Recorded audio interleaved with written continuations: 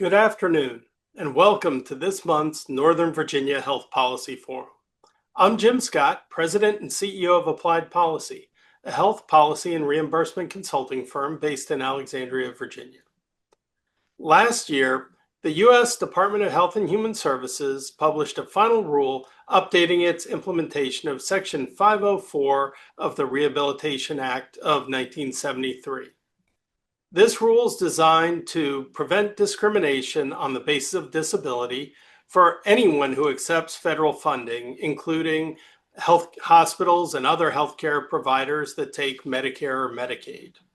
While the rule provided some important context, many organizations still have questions about how the revised requirements apply in healthcare settings. Today, we welcome Lauren Erickson to discuss these important updates and their implications for programs receiving federal financial assistance, including those hospitals and other healthcare providers that accept Medicare and Medicaid. Welcome, and we're excited to have you here today, Lauren. Thanks, Jim. Happy to be here too. So, Lauren, to get us started, could you introduce yourself and talk a little bit about what your organization and what led you into this kind of work? I was most recently at Institute for Exceptional Care, which is a nonprofit that focuses on improving healthcare for people with intellectual and developmental disabilities. My professional background is mostly within the healthcare payer world as well as human services.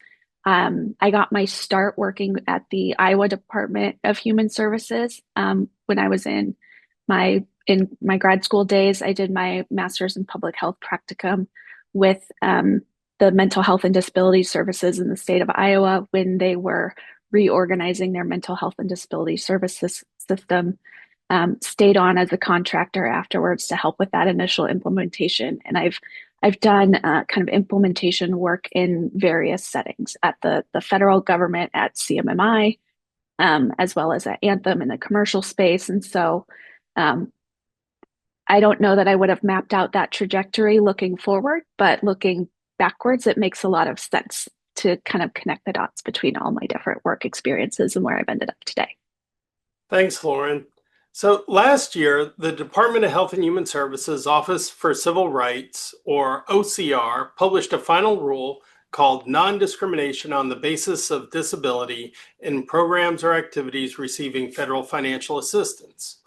While the rule was undertaken to update and clarify HHS's implementation of Section 504 of the Rehabilitation Act of 1973, many stakeholders still have questions about the scope of the protections and the obligations of entities that receive federal funding.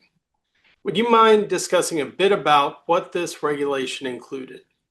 This was a relatively substantial regulatory update. So the Rehabilitation Act was first passed in 1973 and honestly hadn't had a major update since then. So it was almost 50 years between updates. And a lot of things had happened in the disability space within that 50 years. So there were 6 key parts to this regulation. I'll go through them kind of one by one. We'll talk about some parts more than others. But the first part was really focused on medical treatment and prohibiting discrimination on the basis of disability in accessing medical care. Along with that, the regulation really focused on value assessment methodologies and which are, it's kind of weighing the cost benefit of different healthcare interventions and what will be provided in different circumstances. So you can think this kind of goes in hand with medical treatment, particularly in situations where resources are scarce or, triage situations are in effect. So the rule really talked about that.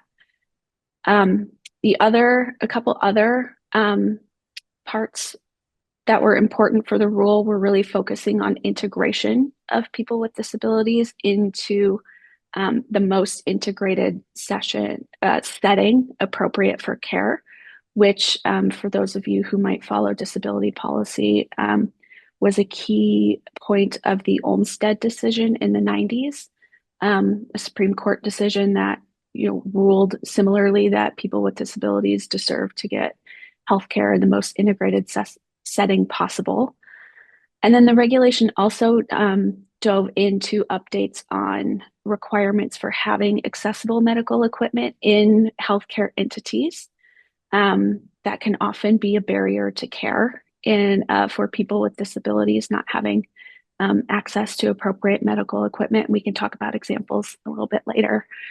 And then made important updates as well with web and mobile accessibility.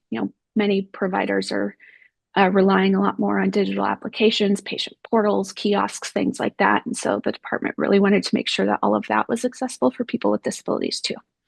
And then the last section, which we won't talk about as much, were some updates to child welfare programs and activities. So, well, thanks for that. Were there specific events that led to CMS proposing and finalizing this regulation? Like, why now? As I mentioned, it's been about 50 years since these updates, so I think they've been a long time coming. In the kind of broad national space, there have been some really major events in the disability world. So I mentioned the Olmsted decision. It was a Supreme Court decision in the late 90s that it ruled that people with disabilities should receive healthcare in the most integrated setting possible, which in practical terms, that means, not having separate facilities, not keeping people with disabilities separate from the general population. Also, I think many of us are aware the Americans with Disabilities Act passed major legislation. So we've got really kind of all areas of government. We had the regulations, and then we had legislation passing, and then we had court decisions. So it kind of led to this space where requirements were a little bit disparate. They weren't necessarily aligning. And so it was really time to update the regulations and really get things kind of on the same page with in terms of requirements and what is being asked of entities by the government. And quite frankly, the other non-government event that happened was COVID. So, as a healthcare community, we've talked ad nauseum about COVID and the impacts that it had on the healthcare system at large, different communities within the healthcare system, and the impacts on people with disabilities were no different. COVID was, a real time of strain for the healthcare system, and we saw a lot of those cracks. And there were some events in COVID. I can talk a little bit about one study found that intellectual disability was actually, other than age, it was a leading indicator of dying from COVID. It was the leading indicator of dying from COVID, other than age, was having an intellectual disability. And so I think all of those things coming together, in 2022, led to the development of these regulations the proposed rule was issued in 2023 and the final rule was issued in 2024, where the administration really felt that it was time to address some of the issues that they've been seeing via regulation. Thanks, Lauren. And here at Applied Policy, we had the privilege of working with the U.S. Access Board on developing the standards for accessible medical diagnostic equipment several years ago. And in doing that work, we heard a lot of firsthand challenges that people with disabilities faced in receiving healthcare. Can you tell us about what some of those are and how does this regulation address some of these? That right there is a great example, accessible equipment. For someone in a wheelchair, for example, their wheelchair won't fit on a typical scale that you see in a doctor's office. and that person might not be able to get out of a wheelchair and step on a scale and get their weight taken. So there are specialized scales that can accommodate wheelchairs. And it's frankly pretty rare to see them in healthcare spaces. Or it's less common to see them in healthcare spaces. And so you might have an individual with a disability who's in a wheelchair who has never gotten their weight taken at any of their appointments because um, there's no way to do that. In the same vein, you might have people with disabilities who haven't gotten a complete physical exam because there isn't an accessible exam table, or there is not a mechanism to transfer someone from their wheelchair to an exam table. Um, so that's an example of the physical space. I can give another one. I know women in their 50s who have never had a pelvic exam because their practice was not able to accommodate their wheelchair and performing an exam, in that context. And so those are some examples of the physical space that people might have challenges with. And you can imagine the things I talked about, it's really like primary care basics. We get our weight almost every time we go into the taken every time we go into the doctor's office. And um, so for that to not happen for your entire life, like that's a pretty big red flag. Um, some other examples might include personal care attendants. So sometimes people with disabilities will have someone accompany them to medical appointments. That might be someone who is a driver and might be someone who just helps kind of support their daily tasks. I can actually share. I didn't mention this in my intro, but I also have experience when I was in college. I worked as a direct support professional.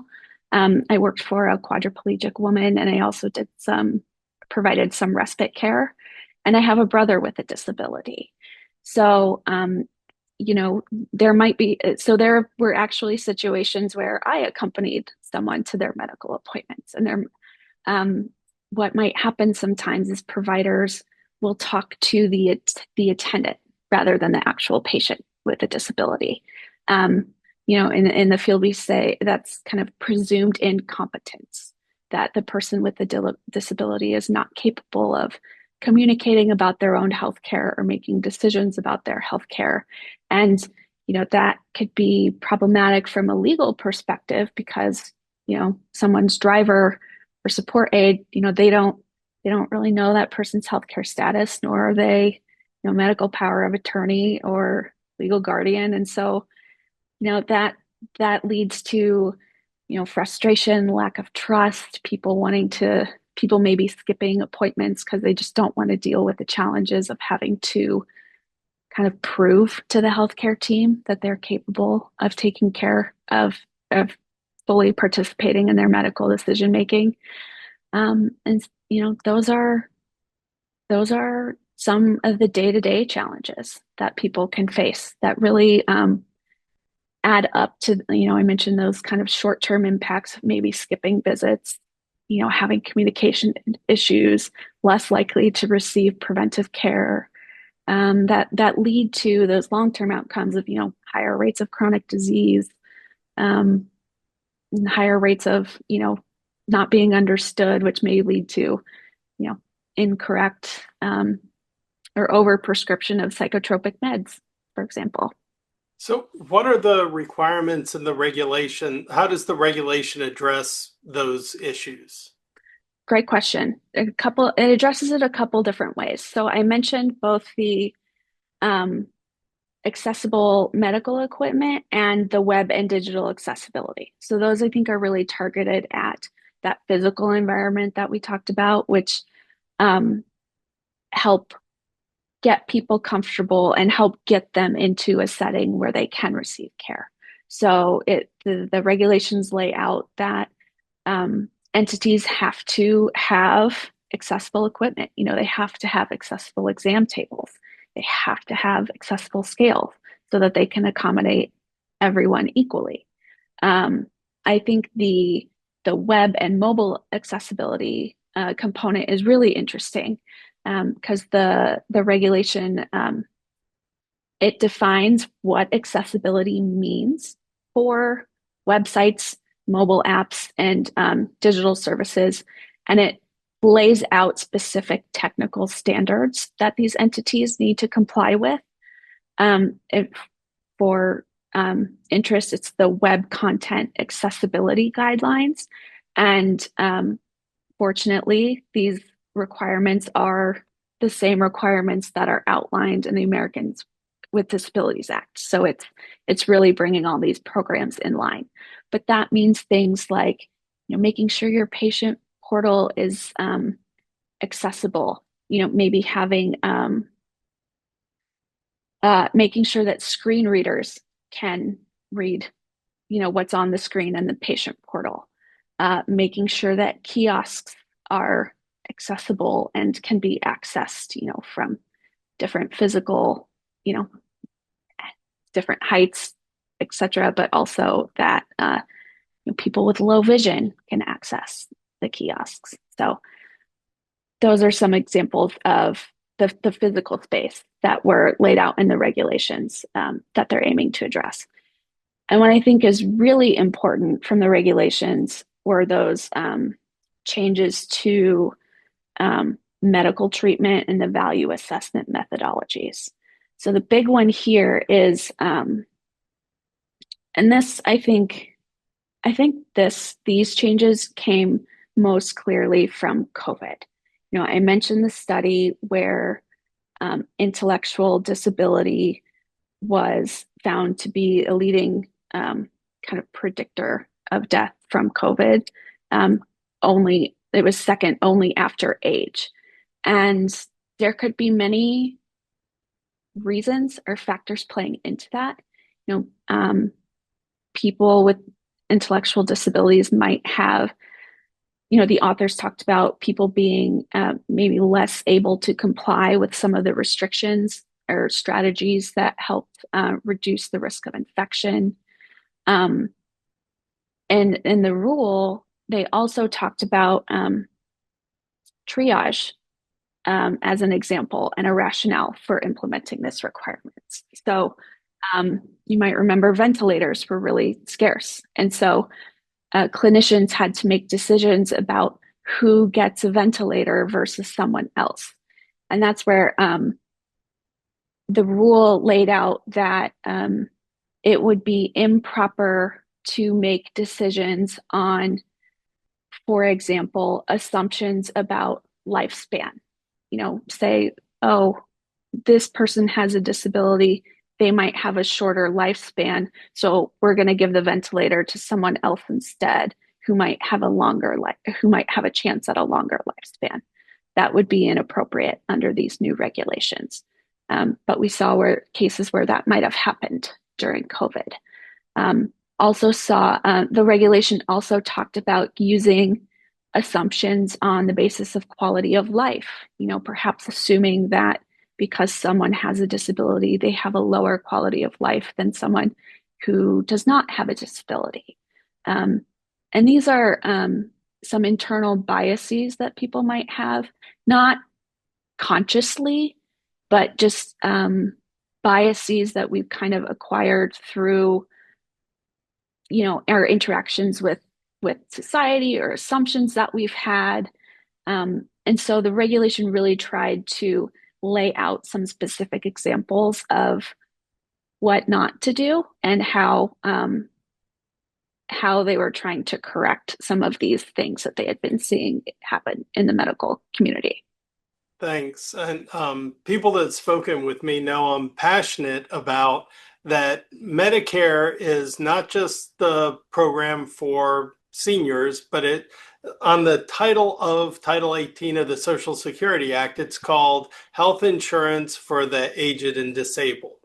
Mhm. So, that phraseology might be a little bit outdated, but it's just as much as Medicare is an entitlement program for seniors. It's an entitlement program for people with disabilities to get their health care funded by the federal government because they've earned it. Right. So, before going into any more details, would you mind defining disability, intellectual disability, and any other term you think that people might have a misconception about or not Yeah. fully understand what it is? Yeah, sure. I've been throwing them out there. So, disability is defined broadly as, any a person with a disability is any person who has a physical or mental impairment that substantially limits one or more major life activity. And in fact, it's estimated that about 25% of adults in the United States have some form of disability. That can look like a difference in mobility, cognitive disabilities, hearing, vision, challenges with independent living, etc. Um, so that's like the most broad category of disability. That includes physical disabilities, etc. A developmental disability is a chronic condition that arises early in life. So it's either present at birth or before age 22 is typically the cutoff used. And it causes difficulties with communication, social interaction, mobility, or with the acquisition of knowledge and skills. And so that can look like um, some of the conditions you might be familiar with are cerebral palsy, autism, Down syndrome, um, and a variety of, kind of metabolic diseases. Those would all be under the broad category of developmental disability. And intellectual disability is a subset of developmental disability. And intellectual disability is a term used when someone has limitations in cognitive functioning and skills. It can be language, social, kind of conceptual skills. These limitations can cause a person to develop and learn more slowly or differently than a typical developing person. So, and again, this would be something that is identified before the age of 22. And so I'll give an example of kind of what that distinction might be. And we'll use autism as an example. So autism is considered a developmental disability, but having autism does not mean you have an intellectual disability. You might be autistic and have an intellectual disability, but those are two different things. Is that helpful, Jim? Okay. Yeah, Is that that's a big help. okay? I hope that distinction is clear. So the terms often get used together. So it'll be intellectual and or developmental disability or IDD. Healthcare loves its acronyms. Um, so yeah, it can be kind of referred to as one population. And also, if we can unpack a little bit, while there's an entitlement to Medicare, that's not the only way people with disabilities get insurance. Can you talk a little bit about that? Yeah. So that's a great question. I often feel like um, sometimes the common misconception is that people with disabilities all just get Medicaid coverage, um, which is not necessarily the case. We've talked about how people with disabilities can qualify for Medicare. People with disabilities can also qualify for Medicaid, and Medicaid is an important payer in the disability space because it's one of the few payers that covers like long-term supports and services, especially home and community-based services, which many people with disabilities use. And that includes services like transportation support, respite for caregivers, assistance in the home, things that aren't covered under traditional Medicare Part A and B. So Medicaid is also an important payer for people with disabilities. And in fact, and the third, I don't want to forget, commercial insurance. So there are people with disabilities on commercial insurance. There might be uh, dependent minors who gets coverage through their parents' place of employment, or actually employed disabled people who get insurance coverage through their place of work.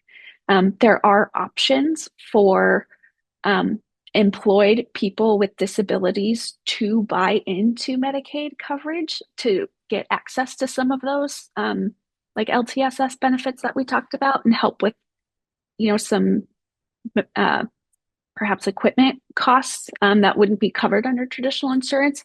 So it gets quite messy. There's not one path to coverage for people with disabilities, and like different approaches work for different people. But um, yeah, people with disabilities are in all parts of the health insurance market. Thanks, Lauren. And so let's talk a little bit about some of the timelines. The rule was finalized last year in 2024, but coming up in 2026, some of the provisions that weren't previously enforced are going to be enforced. Can you talk a little bit about first of all, like, what does enforcement look like? If, like, how does somebody find out that the hospital or health system isn't in compliance? And then is it the Office of Civil Rights? Like, do they send them a letter? What happens? And then, sort of, what are the timelines for complying with some of the provisions coming up? So the rule was finalized in May of 2024, and many of the provisions went into effect, I believe, in either July or August in 2024, so in the summer. And those were the provisions around like the medical treatment and kind of using value assessment methodologies. What was delayed to 2026 were the regulations around web and mobile accessibility, as well as the web and mobile accessibility and having the accessible medical equipment on site. So for entities that have more than 15 employees, those regulations go into effect in July of 2026, which means that entities have about 6-7 months to look at all of their web applications, their websites, their mobile, any mobile supports they use, kiosks, and then their equipment. Do you have a Hoyer lift on site? Do you have those accessible exam tables? Um, you don't have to have them in every room, but do you have them?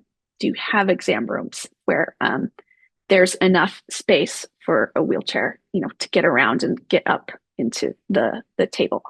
So you have until July 2026 to look through and make sure that your organization is complying with all of those requirements. And I mentioned, um, especially on the digital side, a lot of these requirements are intended to align with what was already put in place through the um, implementation of the Americans with Disability Act. So hopefully there's not too huge of a gap, but I think it's still good for organizations to check and make sure that they're in compliance with the Section 504 requirements.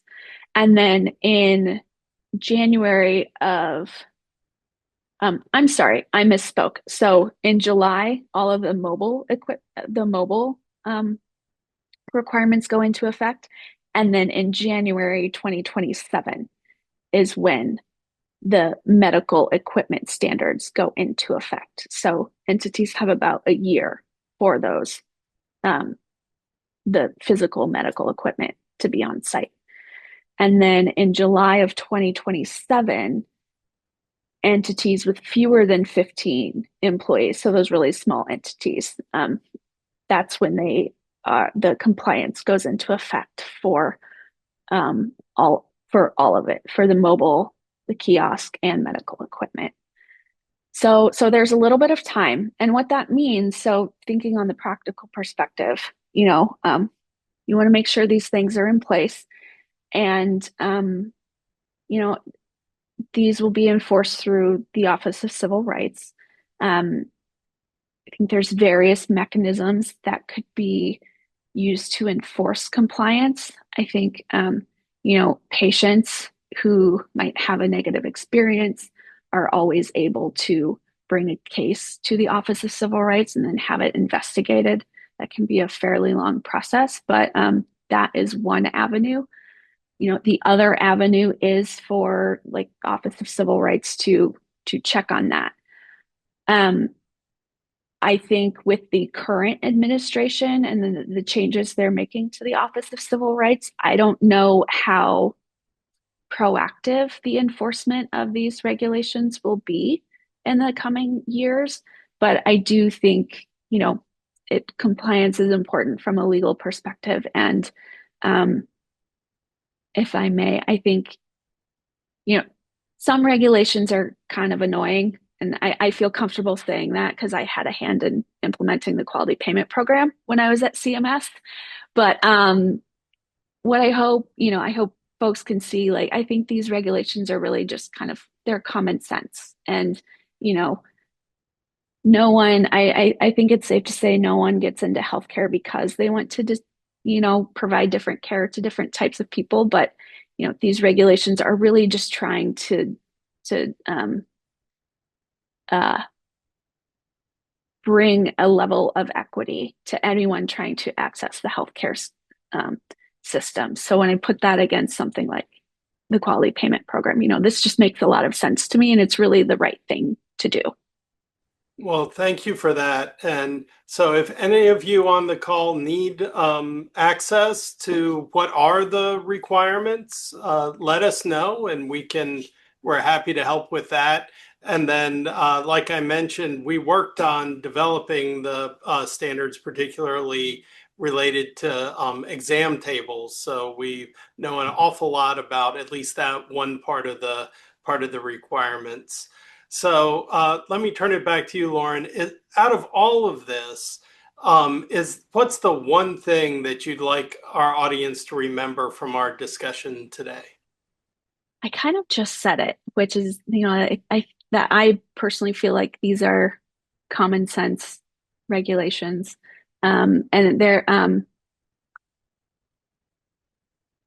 I've talked a lot about things like discrimination and bias, and I don't intend that to be like finger pointy or blaming individual providers or um, entities, any practices. I think there are a lot of system factors that have played into getting us to the current state of where these regulations, were it was presumed necessary to have these regulations in place.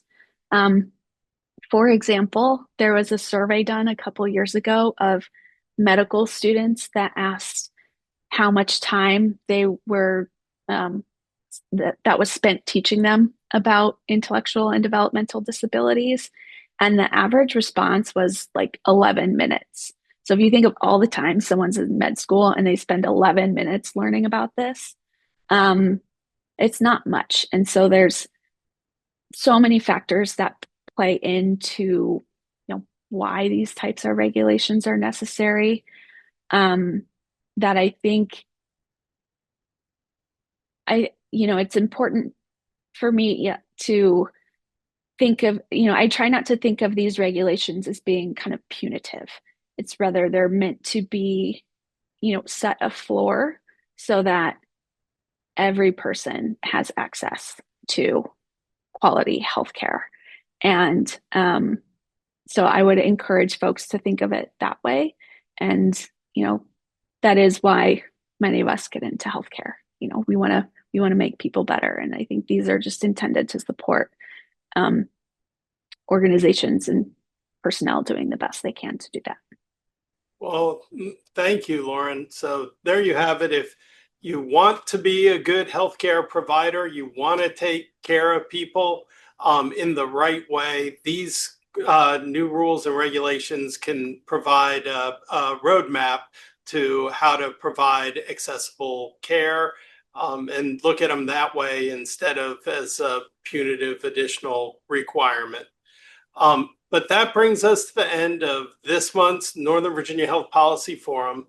Thank you, Lauren, for sharing your knowledge and insights on the Section 504 regulations and coverage for persons with disabilities. Before I close, we just sent a message in the chat with links to subscribe to our monthly newsletter and to view our Northern Virginia Health Policy Forum website for more in-depth insights into current and perhaps future health policy.